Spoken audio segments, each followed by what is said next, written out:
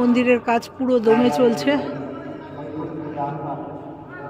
পুরো দমে কাজ চলছে।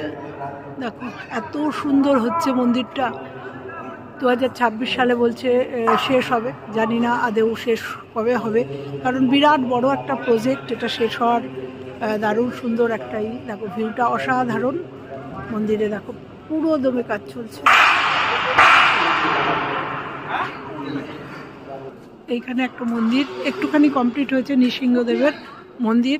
এটা একটা সাইড, এই যে মেন মন্দির, এখান থেকে এই যে এই মন্দিরটা এটা কমপ্লিট হয়েছে। দেখো অসাধারণ নৃসিংহদেবের মন্দির।